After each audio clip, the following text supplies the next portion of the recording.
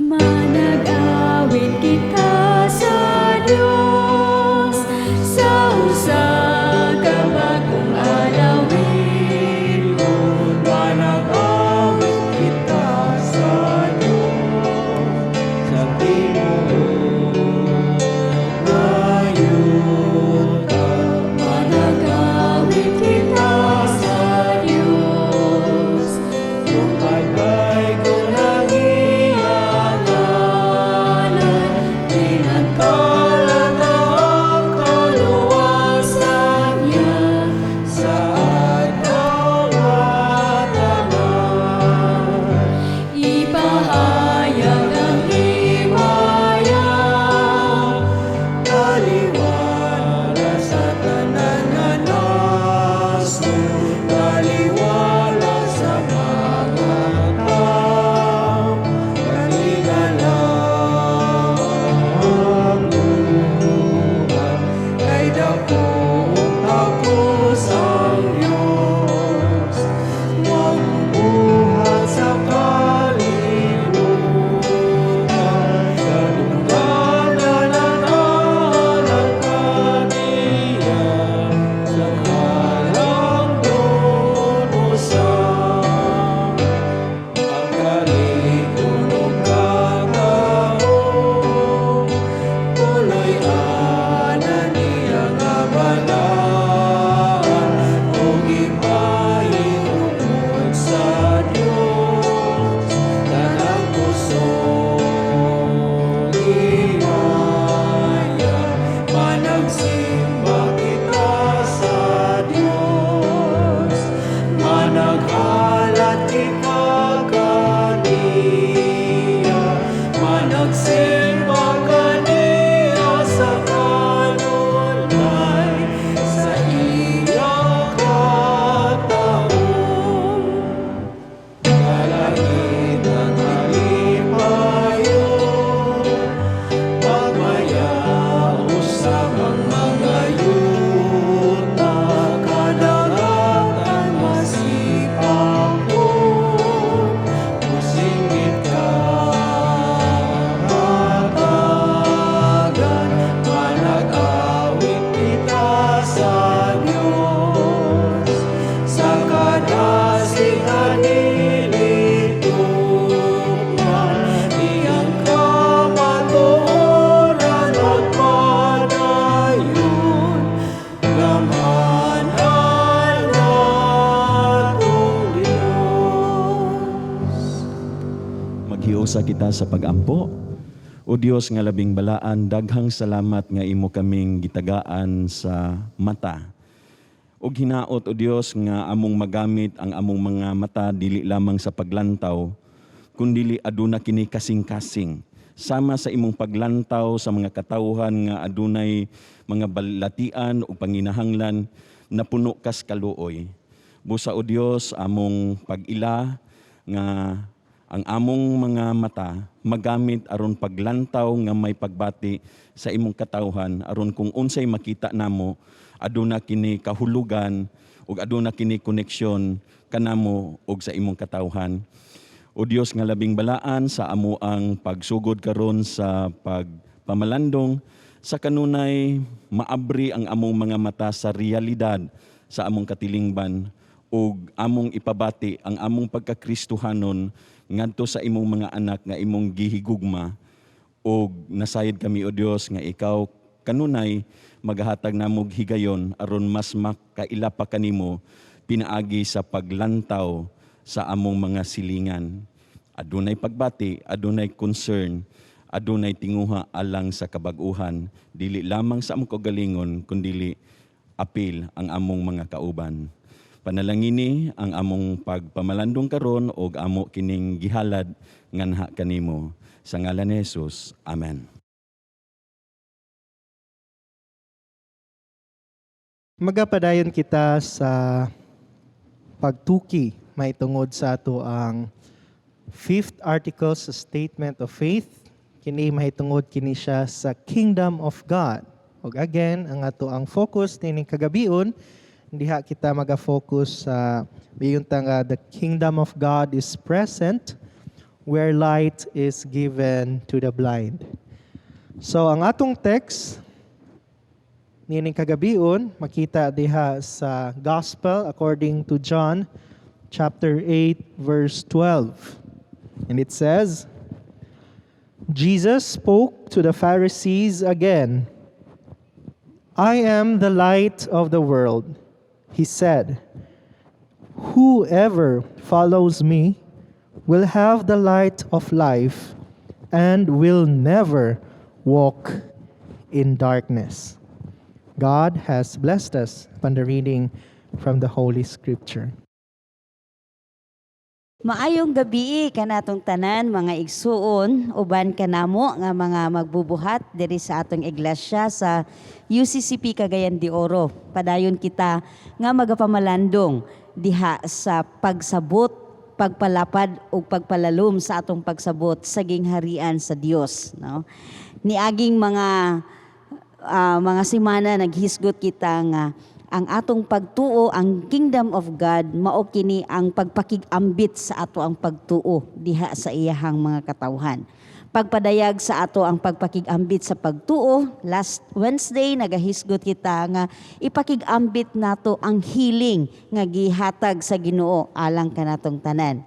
Niini nga kagabhion magahisgot usab kita sharing of Christ's light, no? Mao kini ang usa sa mga mao kini ang usa sa mga manifestations nga gipakigambit o gipakigambit nato ang gingharian sa Dios aron ang tanan makasinati niining pagdumala sa Dios nganha sa kinabuhi sa iyahang mga katawhan.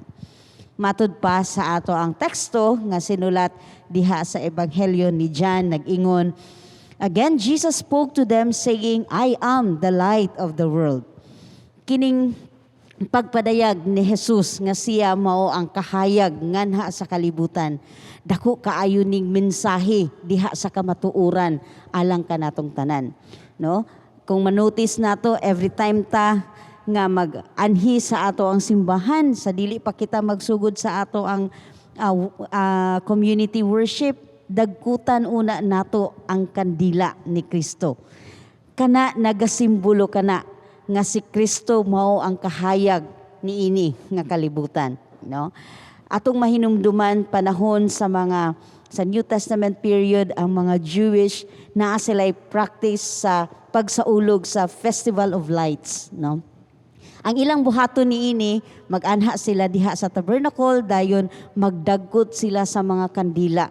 In every corner sa temple ilahang dagkutan pagpadayag kana sa presensya sa Ginoo nga nakig-uban kanila panahon sa pagdumdum nila sa kasinatian sa Israel kaniadto nga sa tibuok nilang kinabuhi ang Ginoo mo ay naggiya diha sa ilahang dalan hantod na angkon nila ang kagawasan. So it's a celebration recognizing God's guiding presence through them. So, later sa mga Christian community, sa mga believers, sa mga katawhan ni Jesus, nasunod kini nga paggamit sa simbolo sa kahayag diha sa ato ang mga gatherings, no? So mao kana nga sa ato ang Christian community mao kana ang gisimboluhan sa paggamit sa kandila panahon sa ato ang panagtigom ug panaghiusa. No? Light that Christ brings stands for truth and clarity. Mao kini ang kahayag nga gipakigambit sa Dios at kanatong tanan. This is also to recognize nga matud pa diha sa ato ang teksto nga kini nga kahayag gipakigambit adtong mga katawhan nga anaa sa kangitngit, no? Niingon po dito sa sinulat sa Lucas kung makadumdum kita when Jesus pronounced nga the Spirit of the Lord is upon me, no, to bring sight to the blind, no. Kaning blindness mao kini ang nagapadayag sa kinabuhi nga walay direksyon, no, sa iyahang pagkinabuhi. Walay klaro nga katuyuan diha sa kinabuhi ug walay goal diha sa iyang pagkinabuhi. And surely Christ's presence walking with us in our life's journey mao kini ang presensya sa Dios nga maggiya kanato aron mahimo natong makatagamtam kita sa fulfilled nga kinabuhi, satisfied nga pagkinabuhi niini nga kalibutan uban sa giya sa Dios. So this is also another recognition of us nga tungod kay kita daghan kaayo kitang mga challenges nga mahinagbo diya sa kinabuhi sa matag adlaw. Gikinahanglan gyud nato ang kaalam sa Dios, ang suga sa Ginoo nga maoy mag-iwag diha sa atong dalan nga pagaagian sa matag adlaw. Kay diha sa kahayag ang kadan-ag sa kahayag sa presensya sa Ginoo ug sa iyang kaalam mao kini magpakita kanato kung unsay matarong ug dili matarong. Kay kita gigasahan sa Ginoo sa kapasidad sa paghuna-huna. Kini gamiton nato sa pagpili sa mga desisyon nga pagabuhaton sa kinabuhi, kung unsay makiangayon ug dili makiangayon, kung unsay matarong ug dili matarong.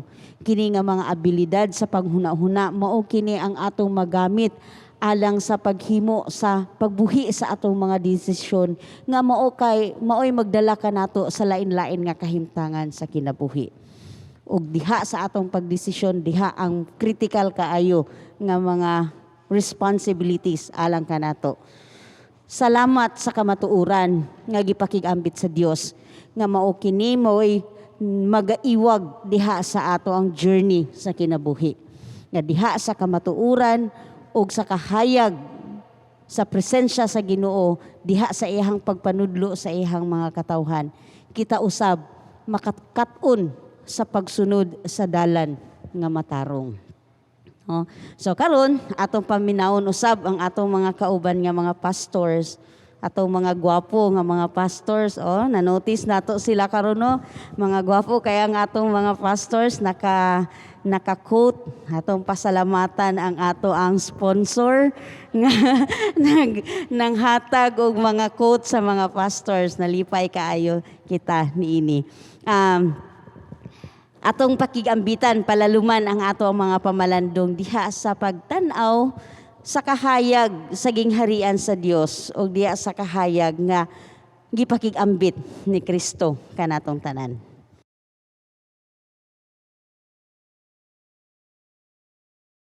Mayong gabi sa tanan. Daghang salamat Pastor Ver sa pagpahinumdom nga ang ato ang statement of faith nga ang paghatag og kahayag ngadto sa mga nabutaan wala nagpasabot nga mabalik ang pananaw.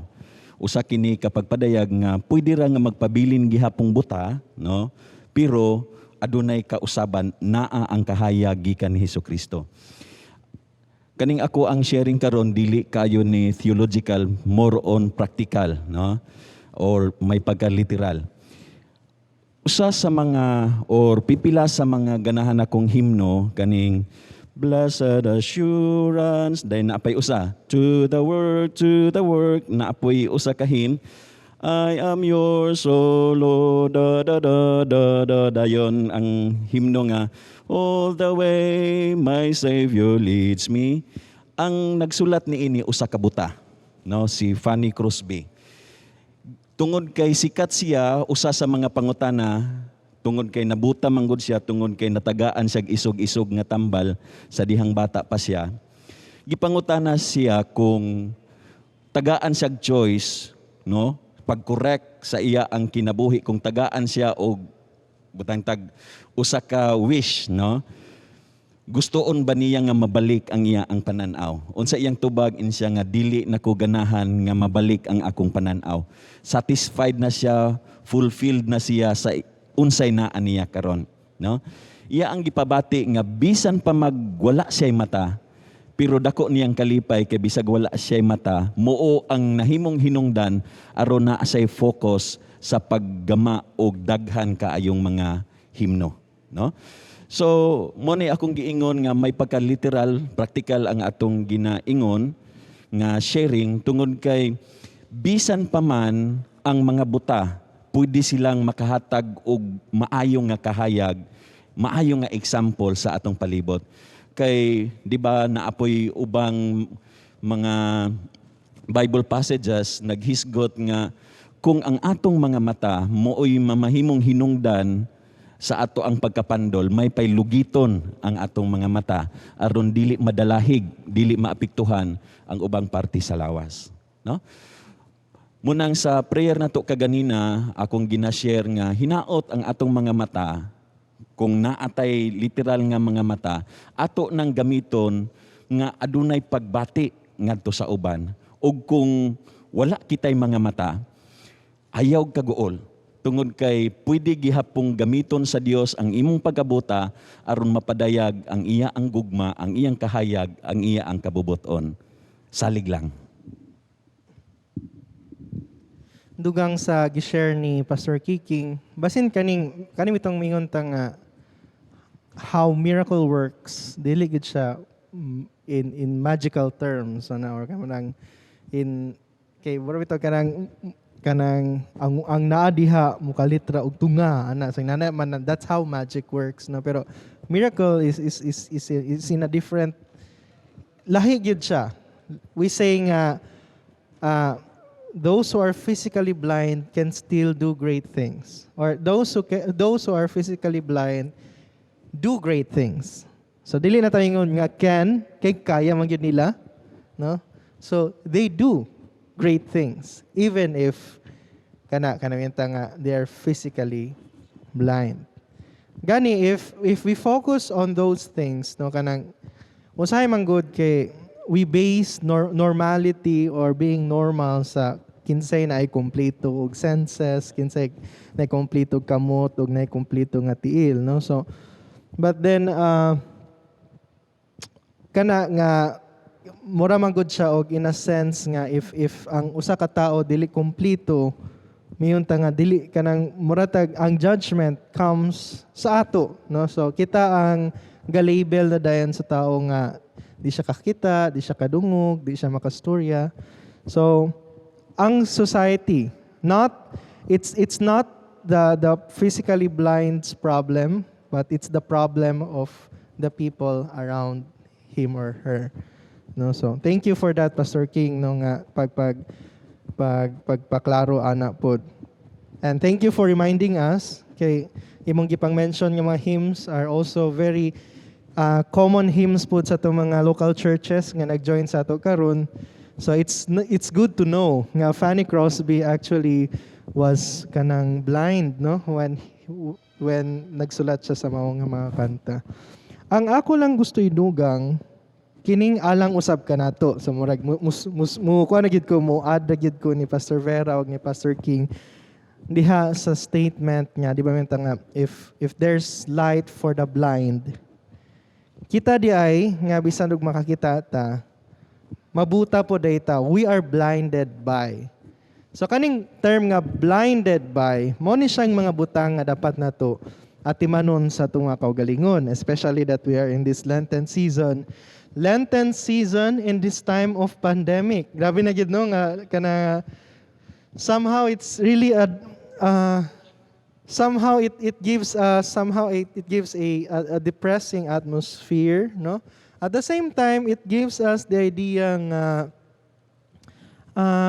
both these events, we can learn many things, no? We can grow from it, no? So of course muna magugog makabugat magid sa kasing-kasing kanang mo remember ta how Jesus died, how he was crucified ruthlessly, labeled as a criminal. Kani makabugat gini sa atong kasing-kasing when we remember those things, no, kanang basically celebrating the Lenten season is really about kanang we focus on the human frailties, we focus on the human limitations, we focus on what happens if we make the wrong choices, no? So what are the consequences of the wrong choices usab sa mga tao, no? So if we focus on our eyes tonight, usahay ang atong mata manggod ang pinakauna nga mo acquire og information sa kalibutan.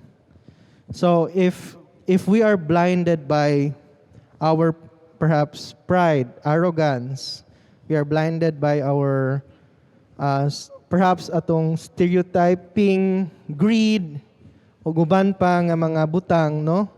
Kani nga maka-blind sa to, mo ning maka-cause sa to nga. Of course, they cause us to stumble, no?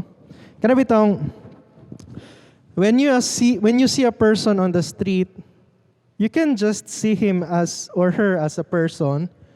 Pero mudagan man gud na mudagan sa una nga ay beggar siya, ay homeless siya, ay unsa pang umbuan ng sulod, addict siya ana or something, or unsa pa kanang naay gamay ana pa gid ang term sa uban, no? So these are the thoughts that we put into our minds that actually blind us to see them as persons lang yun. No? Sama anang moadto ta og mall, then magpalit ta, then ang mag-serve sa tuwa daghan siyag tattoo sa kamot, mo itag ay daghan siyag tattoo. Nga naman day kung daghan siyag tattoo, does that mean nga kung ang tao daghan siyag tattoo, wala siya, kulang ang iyang skills, kulang ang iyang interpersonal skills? So, nasa ato ang blindness comes from how we see things, how we perceive what we see. So, mo to siya, tsada gito nga challenge nga, let us be careful of the things that actually blind us from seeing clearly what is true, what is just there, the reality of things, no, the beauty kana, seeing the beauty of everything that we see. And then kana, perhaps if all eyes inana lang gyud, no blind, walay mga maka-cause ato nga maka-blind, I think we will have a better society, no judgment, no condemnation, puro ra gyud pagrespetar sa matag usa. Pay sa mangabiday sa tanan, nabinasa nagpaminaw karon sa ilang tag sa kapanimalay. Sumpay sa ingon sa atong mga pastor,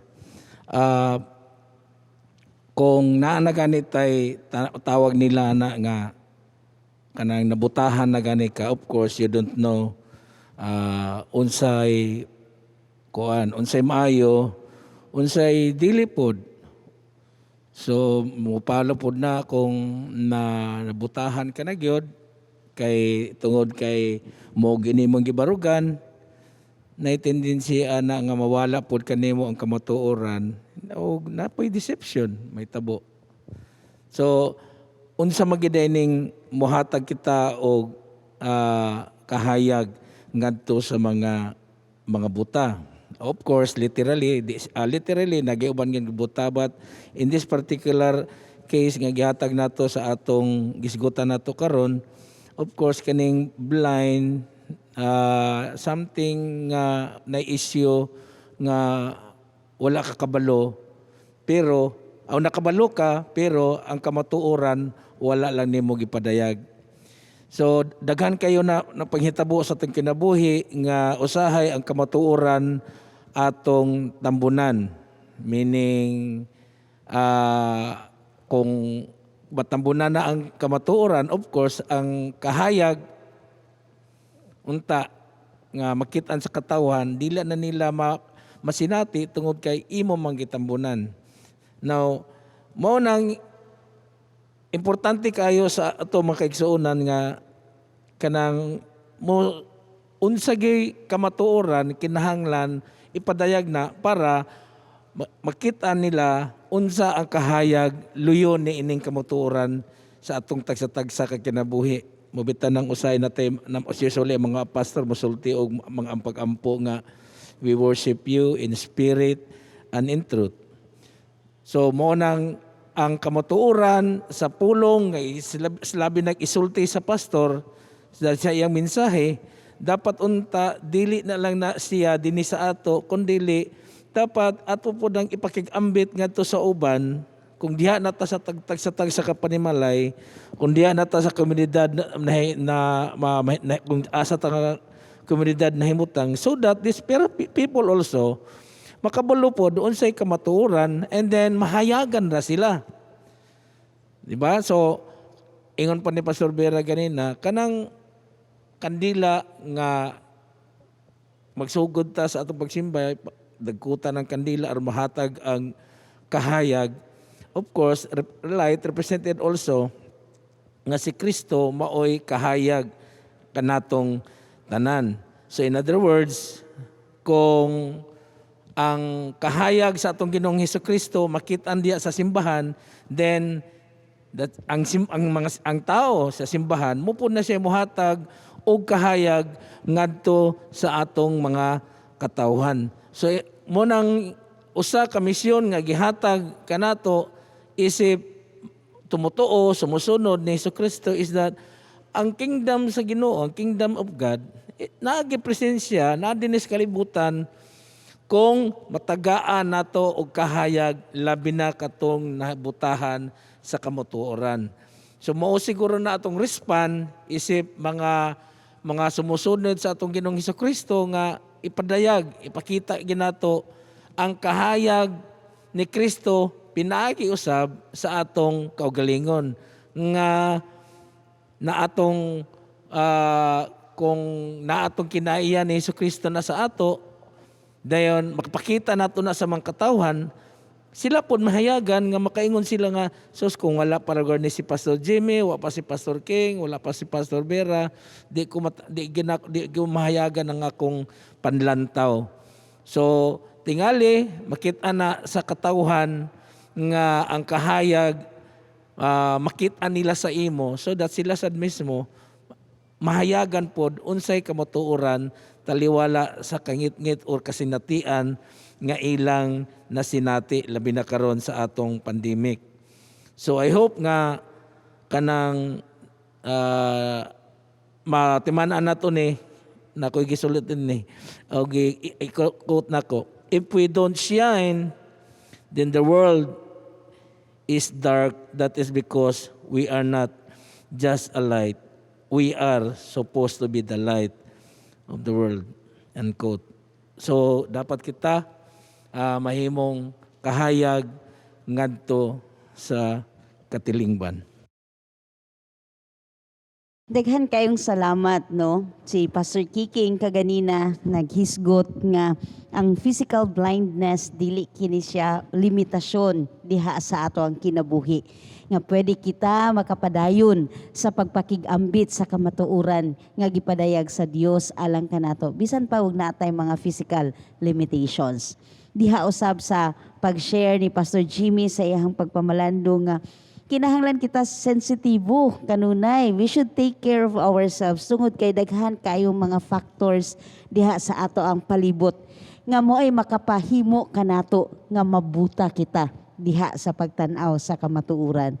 Maupot usab kini ang gipaklaro ni Pastor Nelson sa iyang pamalando nga ang kaniding blindness usahay pod choice sa usa ka tawo, no? Naay mga kahimtangan nga nakita nato ang atong responsibility to speak for the truth, pero sometimes we chose to be blind, no? Kay maapektuhan kita diha sa kamatuoran, no? Na ay mga gipanghuna-huna usab nato nga mga factors nga para kanato okay ra ko nga magpabilin sa pagkabuta kay basig mawala ang ako ang pagkasikat, dili na ko mahimong kahimutan sa mga tao sa akong palibot or whatever that is that cause us to choose to be blind nga sa atong mga kinabuhi. And here is our great challenge, no? Christ bringing light to us. Kita usab nga mga anak sa Dios, kita nga simbahan, no? Nga gitahasan sa Ginoo sa pagpadayag sa iyahang kamatuoran dinhi sa kalibutan. Mao kini nga atong challenge. How do we live out as a church nga magapadayag diha sa kahayag sa Ginoo nga naha sa kalibutan, no? And again, we defined here that blindness is not referring to physical blindness, pero ang blindness nga gipamalandungan nato kanang to be blind is to live a life without direction, walay clarity on our purpose and our kanang mga goals dinha sa atong mga kinabuhi. And we continue to seek God's presence, Christ's light in us, aron padayon kita nga magiyahan sa pagsunod sa dalan diha sa kamatuoran.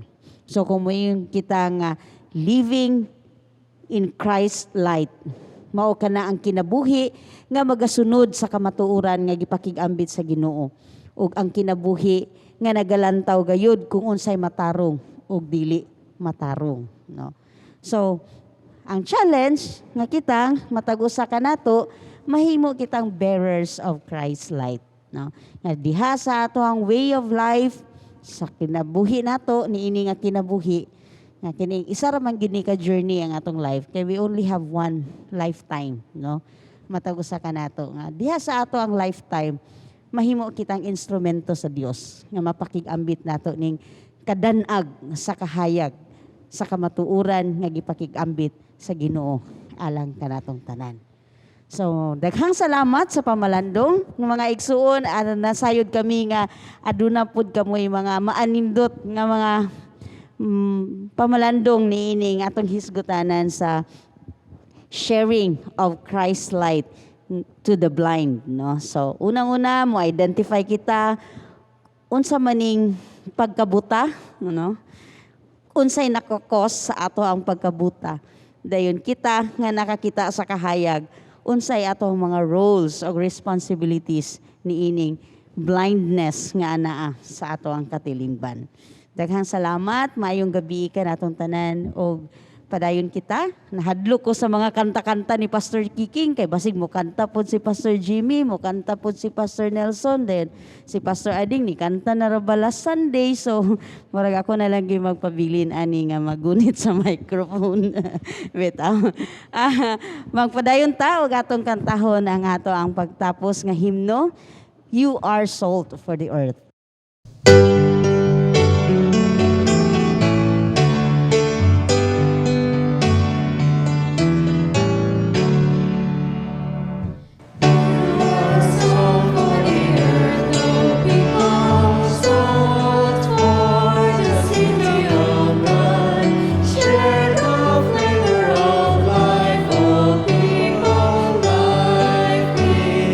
Kingdom of God, bring forth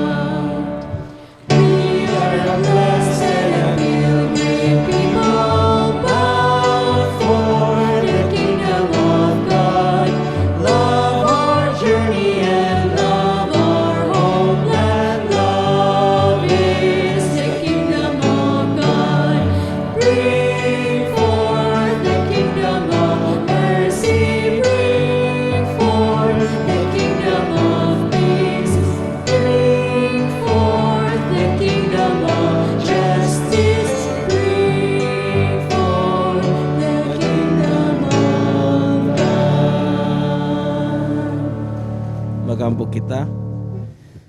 Tinuod gayud Ginoo nga ang gingarian sa imong ang gingarian sa langit naa dinhi sa kalibutan kung ang kahayag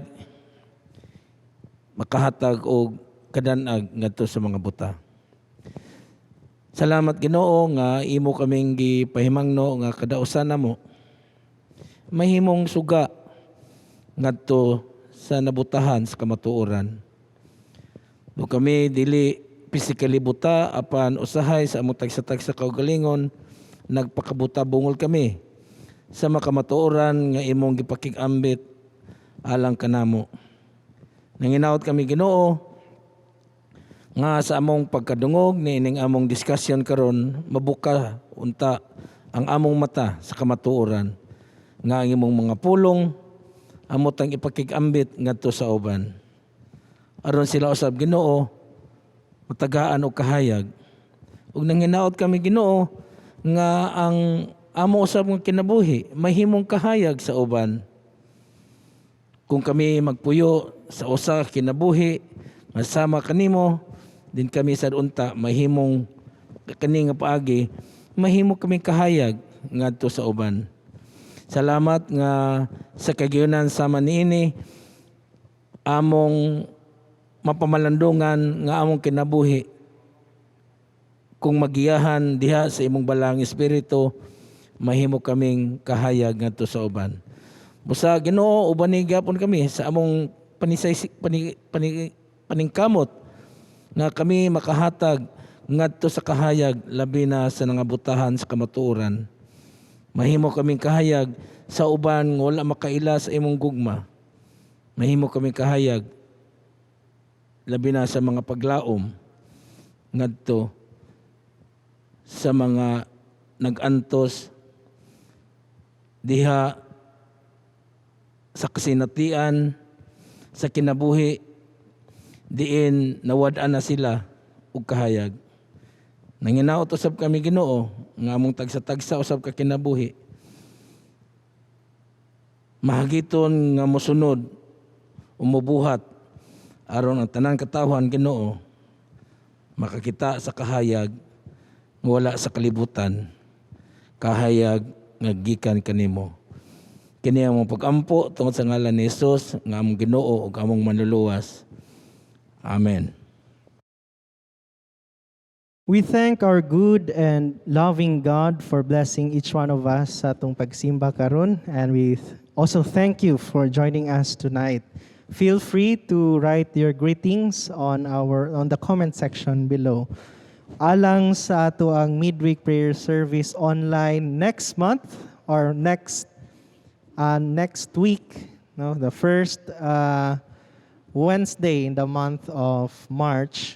Please read in advance the Gospel according to Luke chapter 4 verses 18 to 19. Ang Dios kanunay nga magapanalangin alang kanatong tanan.